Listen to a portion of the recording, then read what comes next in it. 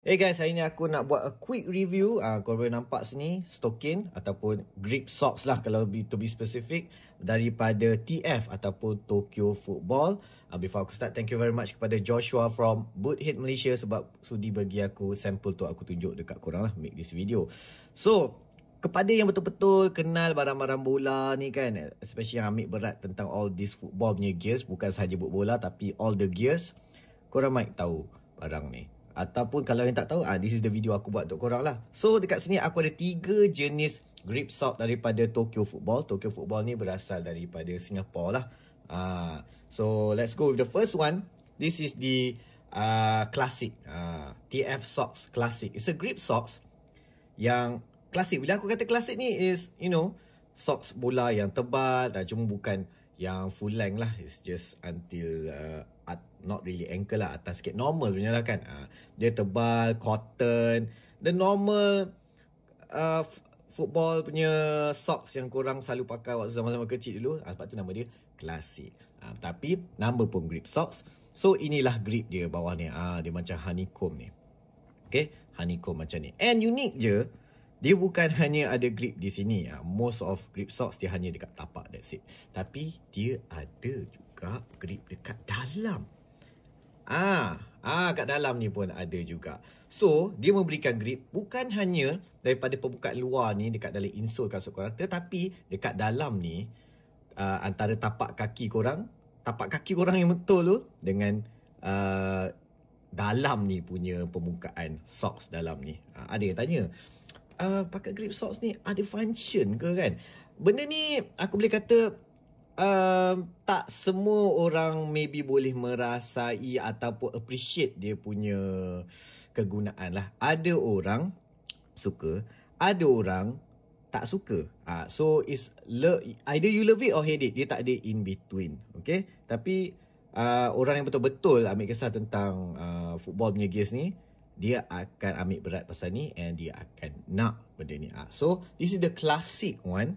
Harga dia dalam RM50. Okay, classic one, classic lah. Pada yang suka socks tebal kan, suka comfort, cotton, you will go with this one. Okay, Tokyo Football Classic. Okay, next, this one. This one, pada yang nak cari, aku boleh kata kurang tebal, ringan sedikit. About 30% ke 40% ringan daripada klasik. This is Tokyo Football Air. Nampak tu TF, belakang ni ada tulis Air dekat sini. Air. So dia memang ringan lagi. Memang ringan lagi sebab dia tak buat daripada cotton, dia buat daripada polyester, tapi feeling dia seakan-akan cotton, but you get the feeling lah. Features dia sama sahaja in terms of grip dia. Okay, grip dia ni dia ada dekat luar dan juga ada di dalam. Dia ada dekat dalam juga. So in terms of grip, sama sahaja dengan klasik, cuma dia lagi nipis dan lagi ringan. Ada orang suka pakai socks tebal. Tebal. Ada orang suka pakai socks nipis sebab dia nak sensation of the ball lebih. Ada orang dia suka keselesaan. So ada 2 jenis. Korang nak yang selesa, korang nak yang true to ball punya feel. Depends. Sebab tu dia buat 2. Sebab ada 2 jenis orang atau kategori yang nak lah kan. Other than that, it's just socks lah. Macam socks lah kan. Cuma dia grip, sama ada tebal ataupun nipis. That's it. And then, ini yang officially diorang jual. Ada lagi satu yang produk baru, belum dijual lagi, tapi coming soon. Inilah dia. Ini lagi ringan daripada yang Air. Okay. This one is called Nano. TF Nano. Tokyo Football Nano Grip Socks. Okay. And grip dia lain. This time lain. Lain daripada this one. Ada honeycomb ni kan. Ada this. Memang betul-betul getah punya texture kat sini. It's different. This one, dia punya grip adalah keseluruhan socks ni. Sebab dia pakai benang yang ada grip. Benang ni saya akan grip. And bukan sahaja kepada line-line ni ataupun yang grey-grey ni kan.